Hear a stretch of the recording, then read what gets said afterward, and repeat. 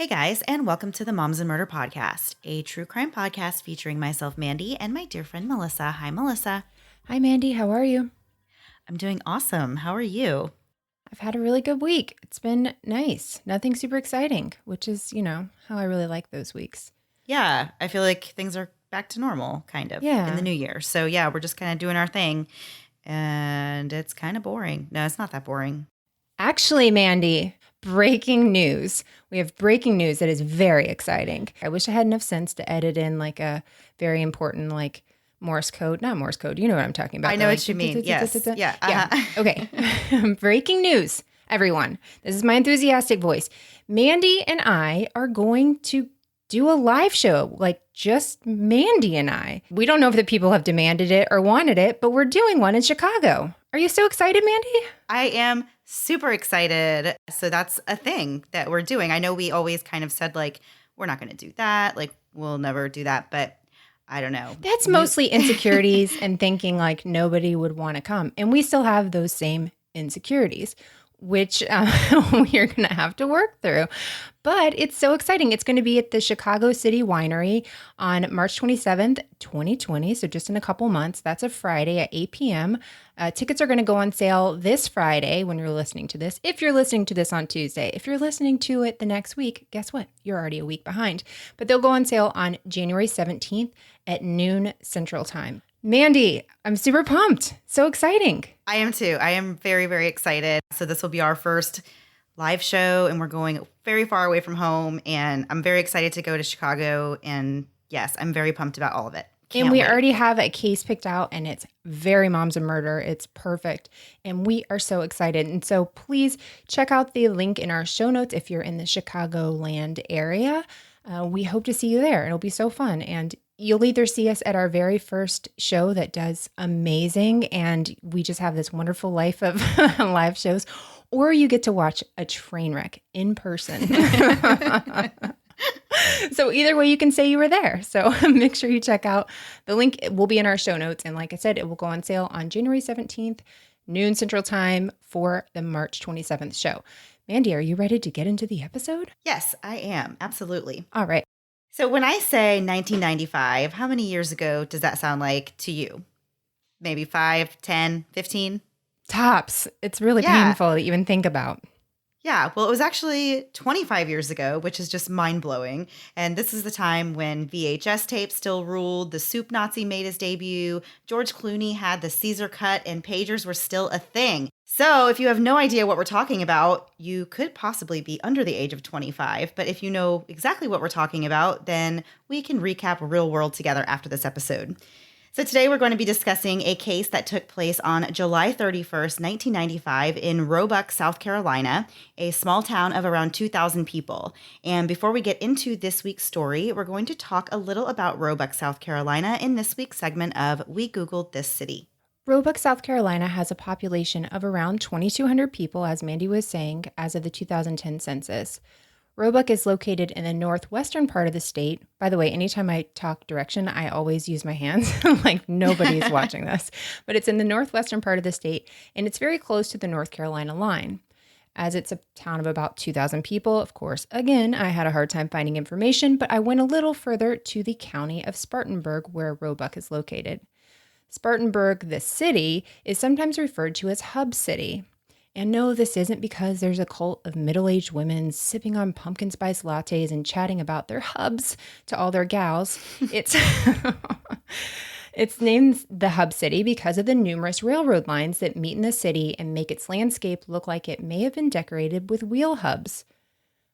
That's quite a sight, actually. I saw some pictures and I was like, okay, that's what it is. It really does look like that. Yeah, I can't picture it in my head, so I feel like I need to go look that up. You really should.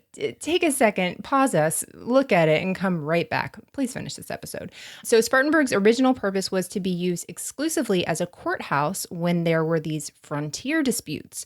The area of South Carolina where Spartanburg resides was part of a very fringe and wild area of the frontier of the U.S., and to this day, the courthouse sits in the middle of town. So while BMWs are famously engineered in Germany, the X3, X4, X5, X6, and X7 sports activity vehicles are actually manufactured right in Spartanburg County. Not only does their only North American manufacturing plant reside in Spartanburg County, it's there they offer what is known as the BMW Performance Driving School. And I tried to make several jokes with this, and all I came up with was like almost a poop joke, and it didn't even work that well because of BM. And so I really have nothing. So lastly, Spartanburg County is hopping when professional wrestling tours come around, and it's been a very popular place for these stops to be made. And it's so popular, in fact, you can watch wrestlers when they come to the area, but you can also train there to become a professional wrestler at American Pro Wrestling. And that's really, it's kind of cool. So Mandy, that's really all I've got this week, and we'll get back to the episode. But first, oh no, Mandy, do you smell what the moms are cooking? I can't with this. Oh my gosh. Trust me, I have to live with being the person that said that. It's really terrible. Please continue. Dana Satterfield was known around Roebuck not only for her beauty, but also for her kindness and her warm personality. She had the quintessential 90s look with these perfectly feathered bangs and just this big 90s hairdo. When I was living in the 90s, I was obviously very young, but I remember like my mom's hairstyle very specifically in that time period. And it was just that like very, I don't know, she would do this weird thing with her curling iron and flip her bangs up and over and make this big wave thing on her head. So yeah. I don't know if that was like the look in the 90s, but I just remember my mom having that, and that's what I pictured. We used to do, have I talked about this? Elephant ears is what I always called it, where you'd like pick up the side of your hair and then just spray Aquanet right there on both sides. And it looked like you had elephant ears. And that was huge. I had to do this like fake modeling thing. It was not even kind of real. And they just needed kids, I guess. And I had to walk down, and I remember asking my mom, like, please make sure I have my elephant ears. Please make sure, like, I need it if this is going to be a successful show. So Dana was also a wife, a mother, and a business owner. She met her husband, Mike, when she was just 19 years old, and he owned and ran a successful HVAC company in Roebuck. They were sort of an odd couple. Dana was a petite woman, and Mike was quite a bit larger than she was. So seeing them together was kind of interesting because there was such a big size disparity. After a few years, the couple married and had 2 children named Ashley and Brandon. Family was incredibly important to Dana, and she wanted to make sure that she was home as often as possible while the children were young. She was a hairdresser by trade, and during her children's formative years, Dana worked for different salons in the area. Her goal was eventually to have a job where she could have a set schedule and could just clock out at the end of the day and be free to go home and spend the rest of the evenings with her family. As the children got older and became more and more independent, Dana opened her own hair salon, which had actually been a lifelong dream of hers. The salon was called Roebuck Hair and Tanning Salon and was located off of State Highway 221. The salon was actually a converted trailer that sat behind a liquor store, but was easily accessible from the highway. Dana's husband, Mike, supported Dana from the very beginning. He used his handyman skills to help her set up the salon, and he even went so far as installing the water heater, which will actually play a key role in this story. As you can imagine, with any new business, you don't just swing open the doors and have clients walk in. You have to spend time and build up a client base. Dana worked really hard to build up her client base and often stayed late into the evening to accommodate different schedules of her new clients. Because of this, it wasn't unusual for Dana to be at the salon alone. Clients would often check in on her as they drove by late into the evening. And the salon seemed to be not only a place to get a great haircut, but also a place to stop in and be treated like a part of Dana's family. Her children, Ashley and Brandon, remember spending quite a bit of time at the salon and watching their mom just working in her element. Dana balanced motherhood and business ownership really well, but her marriage began to suffer, and Dana and Mike soon separated. The separation seemed amicable, and Dana moved about half a mile away from the family home during this separation, so the kids would still be close to both parents. July 31st, 1995 was like any other day for Dana. On that particular Monday, she got to the salon and set up for the day and got right to work. Around 6:30 p.m., a door-to-door saleswoman named Diane Harris stopped by the salon and sold Dana some cleaning supplies. Dana bought a bottle of cleaner from her, and then Diane went on her way to find other businesses that might be interested in buying her products. Around 8:11, Diane passed by the salon again, and she looked through the window and saw Dana in there cleaning using this new product that she had just purchased from her. So they waved at each other, and then Diane continued on her way. Around 8:30 p.m., Diane was ready to kind of hang it up for the night, and she returned to the front of the salon to wait for her ride. Dana's car was still parked out in front, but that's when Diane noticed something strange. The lights that were just on inside of the salon were now off, and she thought that was a little odd because, as we just said, she's just looked in there and saw her cleaning. So it was a little strange that all of a sudden, there's no sign of her, Right. and now all the lights in the salon are off. So she considered entering the salon herself when she suddenly heard loud thumps coming from inside. Moments later, she heard a loud crash and saw a person jump out of the window. So Diane was panicked and took off running to a nearby liquor store to call for help. So at the same time that Diane is in this liquor store trying to call for help, this mysterious man had taken off running and accidentally ran into this same liquor store where Diane was. So Diane got a really good look at him, and then they both took off in different directions. At around 8:40 p.m., just 10 minutes after Diane saw the man leaving the salon, a client of Dana's named Ken Smith was also passing on State Highway 221. And Ken remembers seeing Dana's car parked outside of the salon that night. As he continued to drive past, he noticed a blue and white Bronco parked on the shoulder of the highway. He recalled that there was a young man standing next to the Bronco with a frantic look on his face. Meanwhile, Diane tried to flag down a motorist to no avail and eventually made it to a neighbor's home where she immediately called the police. There's so many more details to discuss in this story, and we're going to get into all of them after a quick break for a word from this week's sponsors.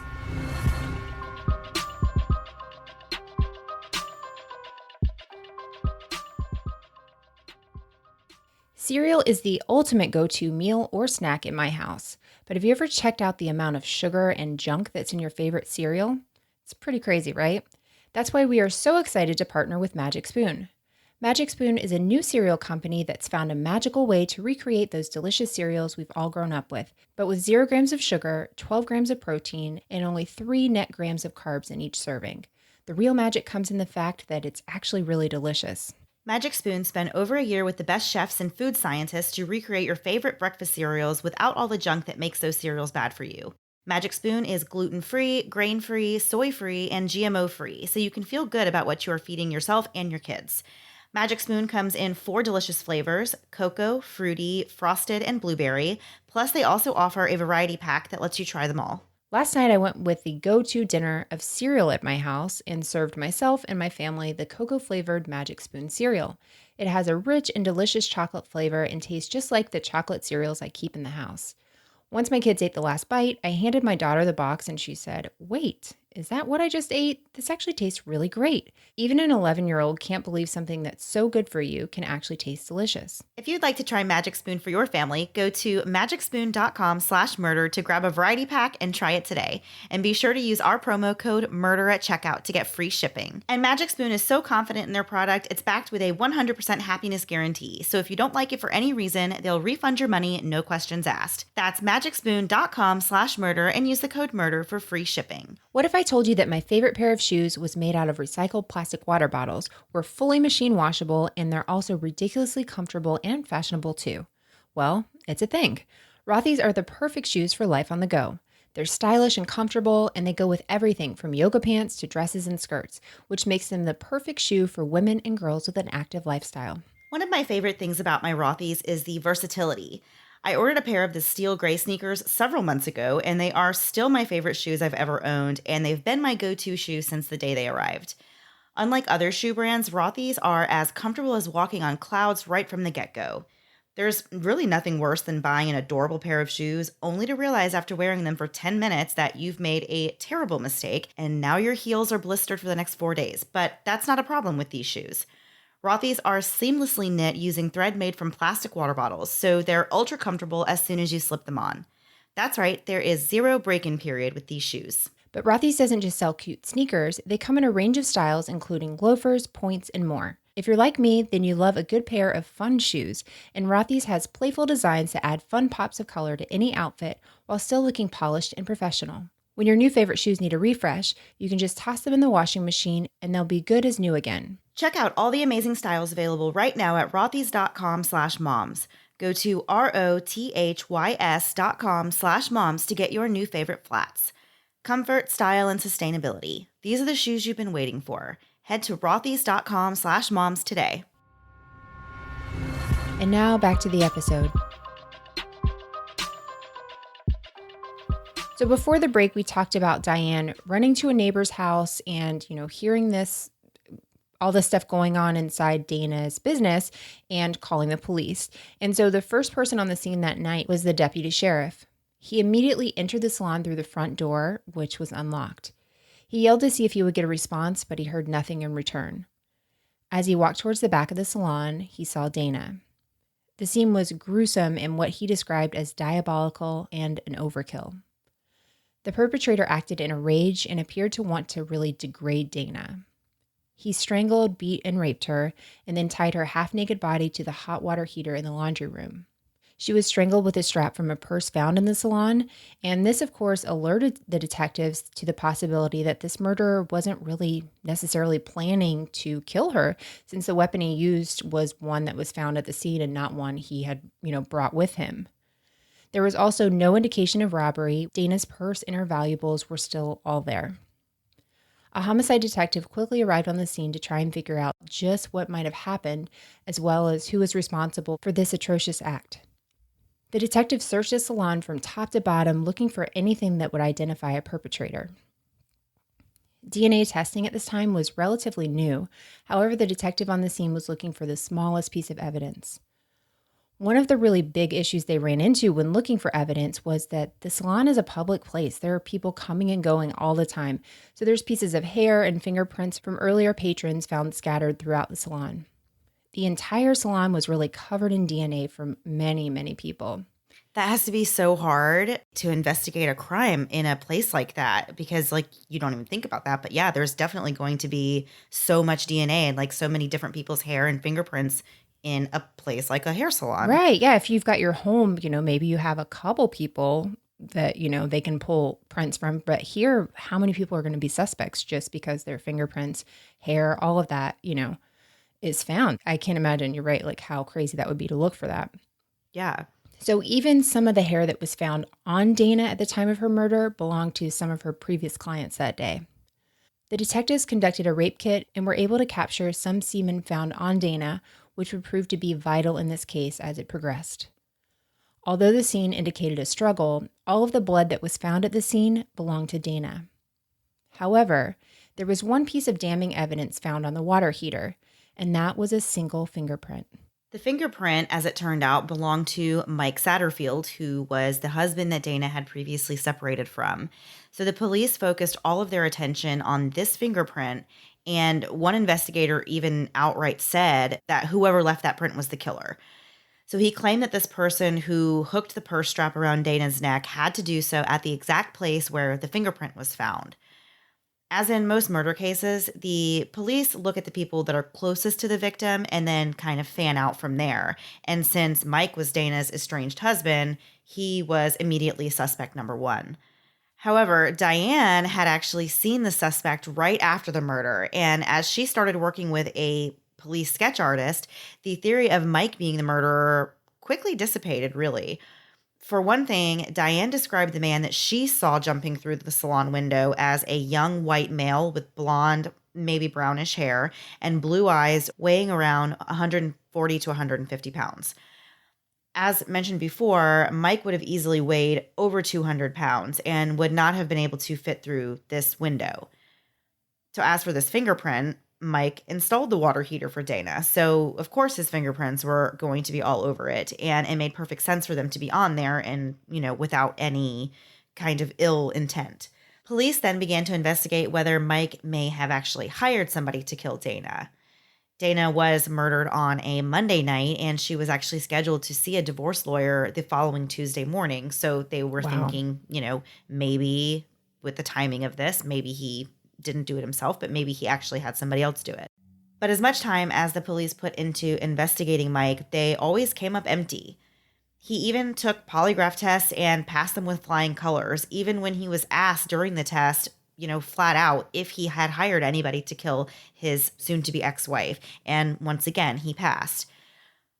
Mike had also been home with both of the kids that Monday night, and the children, who were 8 and 5 at the time, were able to confirm this to the police. Dana's murder was a tremendous loss for them, as well as it was for Mike. So if Mike wasn't the killer, then who was it? This small town was really in fear at this point. There was a murderer on the loose, and the police were really no close to finding out who it was. The police now began to investigate the mysterious Bronco that Ken Smith remembered seeing on the shoulder of the road close to the salon. The police released the composite done by the police sketch artist from Diane's description, and they also asked the public for any information on this Bronco. Calls came flooding in about the Bronco, but one Bronco in particular caught the attention of detectives. This Bronco belonged to a woman named Mary Ann Vick. When police went to visit Mary Ann, they found out that her 17-year-old son Jonathan had been the one that was driving the Bronco. The police asked Mary Ann if they could interview her son, and she was extremely uncooperative and even became really hostile with the police.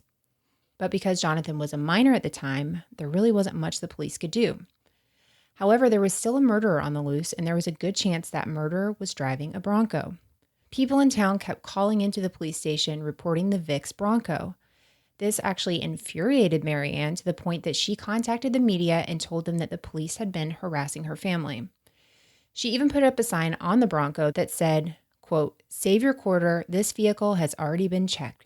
Don't call it into law enforcement anymore," end quote. Police had to cover all their bases with the Vicks family, so they drove Ken Smith by the Vicks home to check out the Bronco. Smith saw the Bronco parked at the Vicks residence, but said he wasn't sure what it was about the Bronco, but he didn't think that was the one. Frustrated, the police decided to move on. Time continued to go by and the case went cold, but it was not forgotten. After a few years, John Douglas, who is a former FBI special agent, was called in to put together a psychological profile of the killer. Douglas profiled the killer as, quote, "guy next door, just not successful." He believed that the killer had a dominant personality and that perhaps he had tried to hit on Dana, and when she did not reciprocate, he snapped.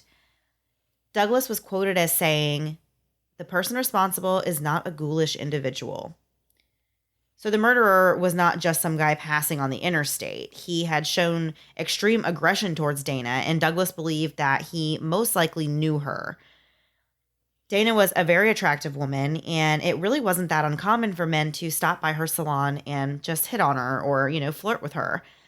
So at this point, detectives had taken DNA samples from about 30 different men, searching for a match to the semen that was found on Dana's body. However, none of the DNA matched. 2 years went by, and in 1997, there seemed to be a break in the case. An informant from jail told the police that his cellmate, Russell Trevor Quinn, claimed that he had raped and killed a blonde-haired woman in her salon in Roebuck. Quinn fit the makeup of the killer, and he was already in jail for a similar charge. He was in for rape and for tying a woman to a tree. He had been released from jail just 3 days prior to Dana's murder, and just like Dana's killer, had also stolen a Bronco. The saleswoman Diane even picked Quinn out from a lineup, so the police believe that they finally have their perpetrator. So the police took a sample of Quinn's DNA, and to everyone's surprise, he actually was not a match. They were really back to square one with the investigation, and years went by without any movement in this case until, quite literally, a new sheriff came to town. Sheriff Chuck Wright picked up the case in 2005. He is quoted as saying that he doesn't believe in cold cases, only old cases. Sheriff Wright strongly believed that the families and victims needed justice and closure, so he actually would post the photos of the victims of unsolved murders at the front of his office. He didn't want the community to ever forget about these victims. At the time that Sheriff Wright arrives on the scene, 10 years has gone by since the death of Dana. Ashley, Dana's daughter, was now 18 years old and was really the spitting image of her deceased mother. One day, Ashley took her car to the mechanic shop for an oil change. One of the mechanics on staff that day, named Michael Pace, asked a coworker about Ashley. She had been in a few weeks earlier, and Michael was just curious who she was. His coworker mentioned that she was Dana Satterfield's daughter. Something about seeing Ashley triggered something in Michael's mind because he actually had no idea that Dana had had a daughter. And of course, this story is still big news in this town. It's been 10 years, but there's 2,000 people in this town. It's an unsolved murder. Like, this is still a topic of conversation. He had a secret that he had been holding on to for years, and it had begun to weigh on him. He realized that he had information that could possibly solve this case. He decided to spill the secret he had been keeping for the past 10 years and told his boss that he knew something about this murder. And that's when Michael began telling him about an old high school friend named Jonathan Vick. You may remember the name Vick from earlier. Marianne Vick, the lady who made the sign for her Bronco, it's the same Vick. This was her son Jonathan that Michael was speaking of, the same guy she would not allow to speak to the police. After speaking to his boss, Michael knew that he needed to go to the police, and that's actually exactly what he did. And we're going to get into exactly what Michael knew right after one last break to hear a word from this week's sponsors.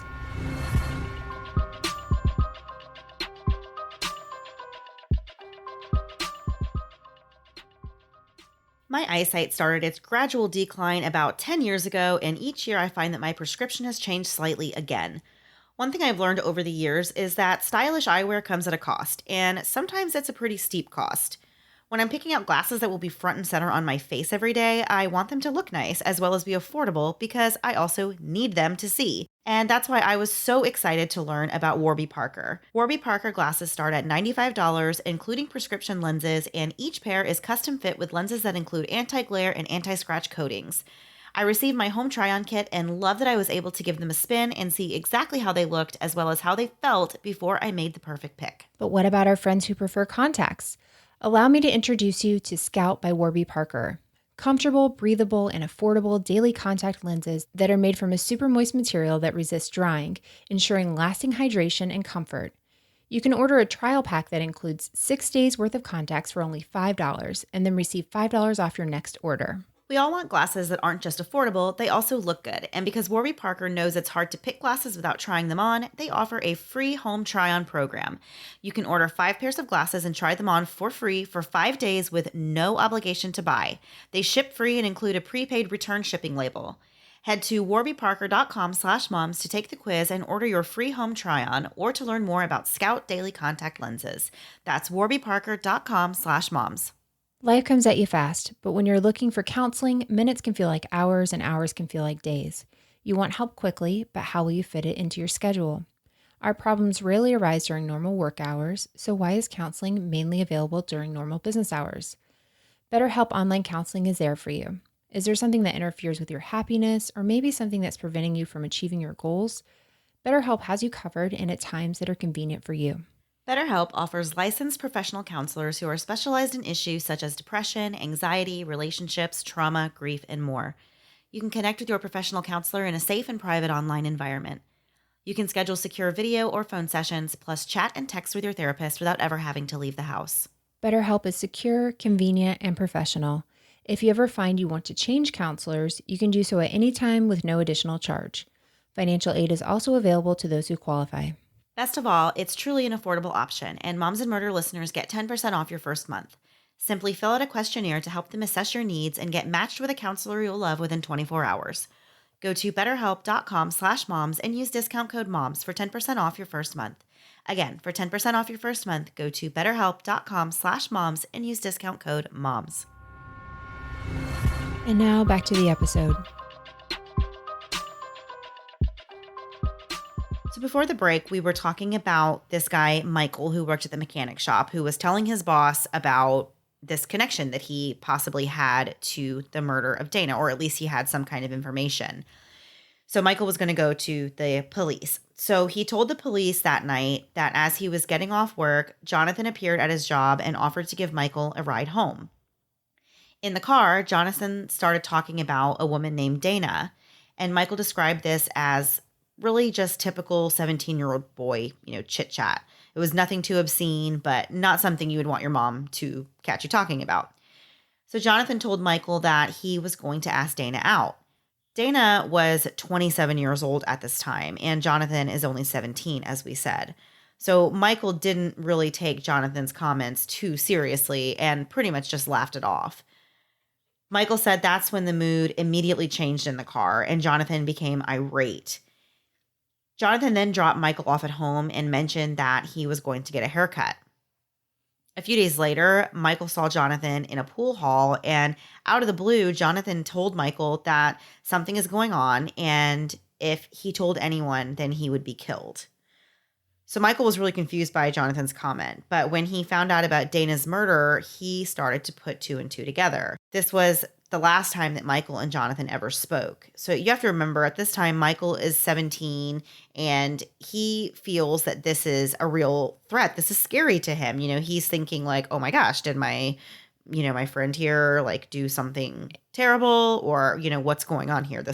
He was scared of this kid. So Michael knew he had to do something, but he was in fear for his own life. So he didn't know what to do. Michael attempted to reach out a few times to police through an anonymous line, but since he wouldn't provide a sworn statement, not much could be done. Jonathan was also a minor at the time, and good old Marianne was doing her best to keep him out of the picture. Remember how earlier the FBI profiler mentioned the murderer was most likely the guy next door, just not very successful? Well, that was Jonathan. Soon after the murder of Dana, Jonathan joined the Marines, where he ran into all sorts of problems. A discharge letter from the Marine Corps called him a disgrace to the military and uniform. The letter went as far as stating that the Marine Corps was not a babysitting institution and that Jonathan had received paychecks that he did not deserve. Oh my gosh, can you imagine? Yeah. The military saying that's, oof, yikes. Somehow Jonathan managed to stay in the Marine Corps for 3 years before getting a general discharge. In the years after being discharged from the Marine Corps, Michael bounced from job to job. He actually held a total of 57 jobs. He had conflict after conflict with supervisors and coworkers, as well as 2 arrests for domestic violence and malicious injury. Jonathan was also the suspect in the case of his former fiancée named Heather Sellers, who went missing in 2002. This is actually a case that to this day has still not been solved. In August of 2005, things were different. When Michael came forward with this information about Jonathan, Jonathan was actually newly married and had an infant at home. Jonathan was no longer a minor, so they didn't need Marianne's permission to speak to him. But once again, Marianne stepped in and threatened to sue the police for harassment, stating that her family had already been investigated and deemed innocent. During the investigation, police tracked down a woman who had a child with Vic 5 years earlier. The woman confirmed what police already believed about him, which was that he was controlling and violent. She also claimed that he had driven her by Dana's salon and told her that the police were trying to pin a murder on him, and that he told her that if she ever crossed him, she would end up just like Dana. Wow. Yeah. So with Jonathan's past, the threatened ex-girlfriend, the missing fiance, the discharge from the Marine Corps, police felt like they were getting closer and closer to piecing this puzzle together once and for all. They believe the story went down something like this. On that dreadful Monday night, Jonathan went to the salon to ask Dana for a date. She laughed him off, which infuriated him and caused him to snap, at which point he sexually assaulted her and strangled her in a violent rage. Police had a lot of evidence. They were just lacking the one thing, which was Jonathan's DNA. At this point, Jonathan knew that the police, had reopened this case and were looking into it again, and he started to move around and change his address a lot until the police were finally able to catch up with him. The police contacted Jonathan, and he agreed to meet up so that they could collect his DNA. However, he was a no-show. Remember Sheriff Chuck Wright, who was the new sheriff in town? He said, quote, "I am sure he was wanting us to forget about the case, but that just wasn't going to happen." Wright said by cracking the case, he hoped people would gain confidence in the police department. And it was really a message to the bad guys that, they have this technology and they're going to use it. So they were encouraging people to just go ahead and talk to them because they were going to catch them anyway. With all that, the chase was on. So with the help of the U.S. Marshals, they finally located Jonathan at a post office and brought him in. And he was, of course, then compelled to give a DNA sample.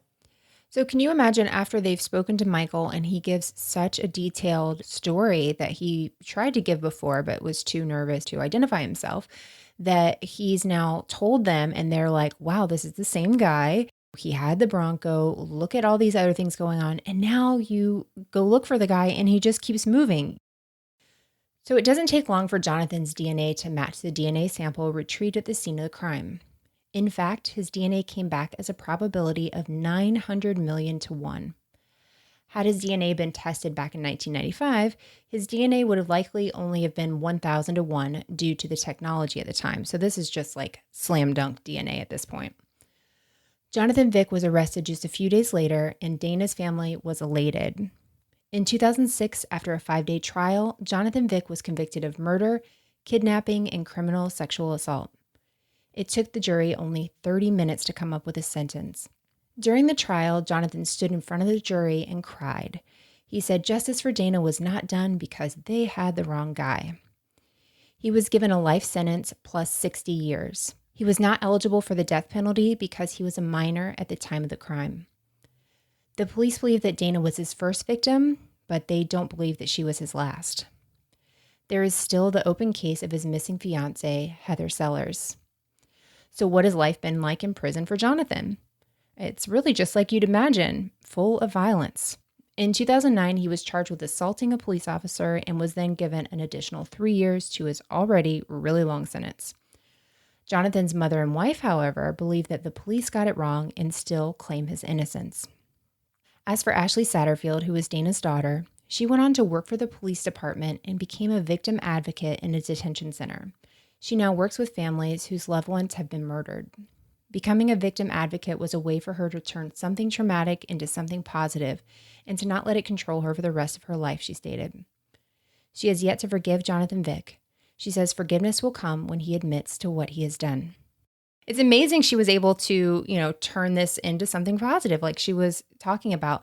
But also this story going back to Michael and basically seeing Ashley, having no idea Dana had a daughter, that triggering something in his mind and really getting this whole case new life is so amazing to me, that she looks like her mom. Therefore, he was interested in what was going on. It made him think about it. It's just crazy. Yeah. Well, I love story. I mean, I don't love that somebody was killed, of course, but I love stories that have this type of ending, I guess, whenever they are finally able to figure out, what happened in the case. And the family will never get their mom and their sister and everybody back. But I always am happy whenever, even especially after a lot of time has passed and the case is kind of an old case or a cold case, and then they're able to, something crazy happens like that and they're able to just solve it just like that. So yeah, I do always love those kind of outcomes in these kind of cases. Okay, we are going to get into last thing before we go. It's a little different this week. I'm so excited about it. As you may have noticed, sometimes Mandy and I pronounce things different than expected. Yeah, incorrectly. We give it our own little thing. Sometimes it's Florida talk. Sometimes it's just, you think a word is one thing and it's really not. And so this week, we asked our Facebook group to give us some names of cities and towns because this is the thing we most screw up, I think. We screw up a lot, but this is probably the number one thing we get emails about. So we are going to give each other certain names of cities and towns, countries, whatever that people have sent in, give it to the other person, and they're going to try to pronounce it. And we will tell each other if we are correct or incorrect. Does that make sense? Yeah. So we both picked out some city names that we wanted the other one to try and say, and then we ourselves looked up the correct definition. So Melissa's going to look at my list, and she's going to try and read these cities, and we're all going to hopefully have a nice little giggle while she does that. And then I will let her know how it's actually pronounced, and then vice versa. So we'll just go back and forth and do that. And We'll see how good we are at reading city names. So this should be really interesting. And honestly, at this point, after you hear this, you should probably just feel bad for us and be happy we can say any words, because I have a really bad feeling about how we're going to do. Okay, Mandy, do you want to go read yours first? Or do you want me to? You want to try and read mine first? Try and guess the first one? Sure. Okay, so the first one you have is spelled PFU. I already hate it. Gerville, and it's apparently a town in Texas. So I'm going to make the P and F sound similar. I'm going to call it Pflugerville. Is the correct answer Pflugerville? Are you just leaving out a letter, Melissa? Yes, absolutely. And I'm making my U sound like a U instead of an So I feel like I've mixed it up there. I got Ville right. I know that. You're close, actually. But yeah, there's a L in between there. What? Yeah. Do you see? I see it now. So Pflugerville. Do I want to change my answer? Pflugerville. That's actually right. And I'm so upset that you like instantly knew that that was going to be a silent P. I'm telling you, I don't know why. And this is not boding well for why we mispronounce things if I got it right. Okay. All right. So, Mandy, you can do this next one. I believe in you. You go ahead and do mine. Okay. So this is a city in Utah, and I saw this one suggested several times, and obviously it looks very simple, but I don't know what it is exactly. So I'm going to say that it is Toel. So it's spelled Toole, and you said Toel. Yeah. So can I tell you, you got the middle part right. You got the end part. So it's Tuella. Oh. That's kind of like nice. And it sounds very like dainty. Yes, it's a dainty town. It's a dainty word. So yeah. Okay. That was pretty good. I can see how people definitely would get that wrong just by reading it. I would say Tool. Easily. Tool, Utah. Tuella. Well, I figured that wasn't it because that was like too obvious. So I figured that wasn't going to be it. Okay. All right. So next one is, I hate this, Worcester, Massachusetts. Okay. This one was suggested a lot of times too. Okay. Worcester. Like the sauce. Yeah. And I can't say that either. So we'll see.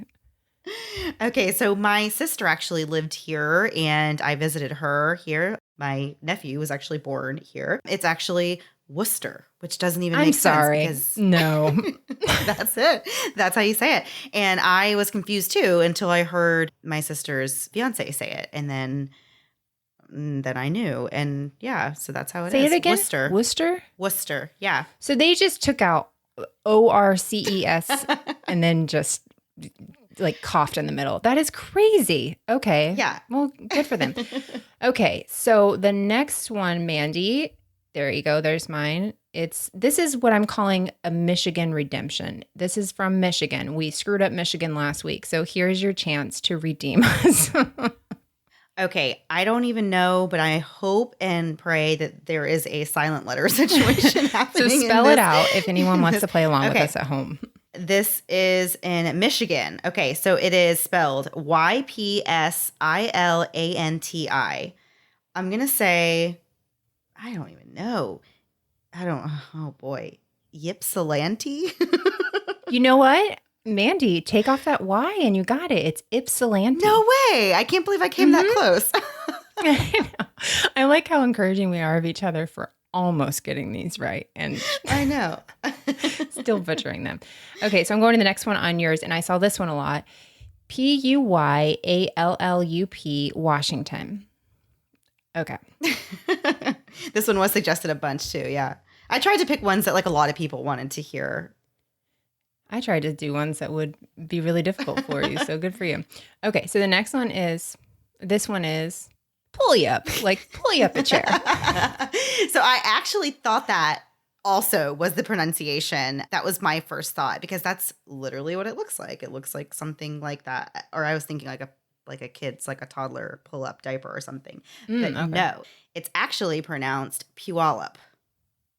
Yeah. There is extra vowels there. That is taking some serious, like, I don't know. I don't like that. I'm sorry. You're Puyallup. Pulley up a chair. That's what I'm going to call you from now on. I'm sorry.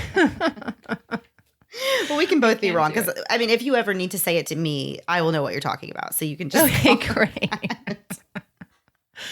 Okay, Mandy, there is your next one. This is another one from Washington, and a lot of people suggested it, and like they thought that you would know how to say it already, and thought I would just be the laughing stock of everything. No.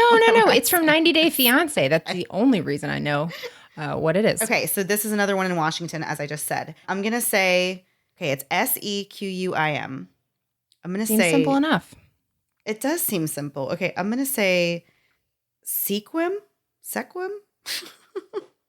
That's not bad. Now, do me a favor. Take out the E and try it. What? Take out the E and pronounce it like you would without the E. Squim? Good job, Mandy. That's it? You got it. That's it? Yeah, that's it. Why? Why are there so many things with unnecessary letters? I don't know. This is like Prince. They're just like putting symbols in the middle of these things for no reason, just to mess with us. I'm not happy about it. I'm really not happy about this next one you chose for me. And it's spelled Pompanoosuc. And it's in Vermont. I'm going to go really like outside the box here.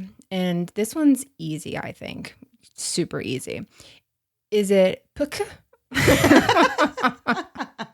There's several silent letters in the middle, and it's just Puk. Well, I feel like Vermont. after I listened to the pronunciation, then I thought it was actually like it made sense to me. So the way you say that is Pompanoosuc. Okay. Doesn't it? Why didn't I guess that? Doesn't that That make sense? actually makes a lot of sense. It really does. It looks like it. Once you hear it, then you're like, oh yeah, I can see that. Yeah. Okay. I can get down with that one. Good job. Okay. So the next one on your list, I think. Oh dear It's goodness. a national Okay. park in Canada. We're trying to represent everyone and ruin everyone's pronunciation. Okay, so this is a national park in Canada, and it is spelled Kejimkujik. Yeah, I think you missed an I in there, but don't worry, it won't help you. There's so many dotted letters and K's in this. It is. Okay, so I'm gonna say, Keji Mikujik. You know what? It sounds a little like Cujo. It's close. It is Kejimakujik. That's very close. Kejimakujik. Yeah. Maybe okay. you said it, and maybe I feel like I got that one just right. I feel like I pronounced that one correctly. Personally, I think we're 4 for 4. Okay. Giving us all stuff for X. Okay, so the last one, I feel like people just wanted us to say this one because this reminds me of Florida ones. There's a town called, or what is it? Weewahitchka. It reminds me of those. This does seem very like it does sound similar to Florida, like towns a lot of I've Florida heard of. towns. Yeah. Yeah. So the last one is Coosawhatchie in South Carolina. I'm going to pronounce it Coosawhatchie. So this is another silent letter. Oh. Yeah. So just take out the W and you have it. Coosawhatchie. Yeah. Nice Oh, job. I like that one. Yeah. Nice. Yeah, but I totally did the same thing. Like I was like, Coosawhatchie? Yeah. Perfect. So that's Okay, great. so the last one I have to be honest that you're going to do, I had to consult a linguistics liaison in New York, our Oh, friend boy. Nikki P. Oh, Yes. I love Nikki P. Yeah, she's great because there's two different pronunciations. Actually, I heard two pronunciations several times when I looked into this one. So you have a chance of being right, and I have a chance of being wrong, whatever way you decide to do this. So, Mandy, here's your last one. Oh boy. Okay, so this is in New York, and it's spelled Skaneateles, New York. It just reminds me of Skittles, but obviously it's not called Skittles. Can I tell you that's exactly why I picked it for you? Because you love Skittles. No lie. Oh my That's why I gosh. picked it. Yeah.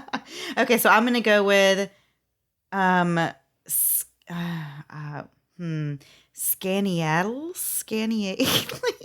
You're doing so well or so bad, depending on whose pronunciation is correct. So our I friend, feel like I have a good start, but then my tongue just doesn't cooperate with the end of that word. so the two that I got is Skinny Atlas. Skinny Oh. Atlas. Yeah. And then our linguistics liaison said that it's Scanny Atlas. And she's from the area. So I feel like I trust that more than the robot voice on YouTube that gave it to me. Oh gosh. But I think you were pretty close. Not bad. Yeah. Oh my gosh. Well, that was so fun. And now you all can see that we truly are terrible at pronouncing city names. So if we pronounce something wrong in your area, it's okay. I'm sorry. I am sorry, but it's okay. We're absolutely doing our best, but just know it's difficult for us to speak sometimes. So we will try our best. We really do hit the YouTube when we're not sure, but sometimes words are spelled very like you think normal. you think you're going to be saying it right no matter what. It's like foolproof. But I guess what we have learned from this is that we should just do a quick little Google search. How do you pronounce this city? Even if it seems obvious, because obviously it's not always so obvious. So Laura in our Facebook group gave us one, Cairo, which I know is Cairo, Georgia. But if you saw it or somebody else, they would say Cairo. So if you said Cairo, everyone in Cairo would be like, you're an idiot. So Cairo's in Egypt, right? Yeah. So that one seems like it's an easy one, though, like if you see it. So we'll be better. We'll do better and we'll be better. We will try to anyway. Yeah. We'll see how long that lasts. Okay, so we are done for the show for this week, but please stick around for a promo that is going to be from the show Pretend with Javier. You guys have probably heard us play his promo before, but this week it's different. This week, he invited somebody that knew little to nothing about real life things, but knew a lot about reality TV, and that someone was me. And we talked all about the Joe Schmo show. Did you know about this show? It was a reality TV show, I think early 2000s. I feel like I've heard of it, Melissa. Yeah, it's okay. It's okay because now is your opportunity to learn about it. And so he had me as a part of like the interviews he does. He does so many cool things. And so I felt like a total imposter doing that stuff. But I hope you guys really like it. Stick around. You'll hear the promo and check it out. It is out now. All right, guys. We will see you next week. Same time, same place, different story. Bye. Bye. Hello, Moms of Murder fans. It's Javier with Pretend, a podcast about people pretending to be someone else. This week, I'm going to tell you about a real-life Truman Show, but I need help from an expert who watches an unnatural amount of reality TV to help me out with this story. Describe the premise of Lap of Luxury. What did he really think he was going to win? He thought he was going to win $100,000. He thought it was just like a Big Brother type show. So I called up my friend Melissa with the Moms and Murder podcast. Listen as a contestant on a reality TV show learns that everyone he's around is an actor. What is going on? What is going on? Check out the latest episode of Pretend titled The Joe Schmo Show wherever you get your podcasts.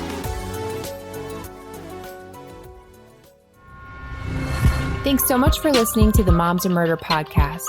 Make sure to check back with us next week for a new episode. You can also find us at momsandmurder.com, where you can connect with us via social media.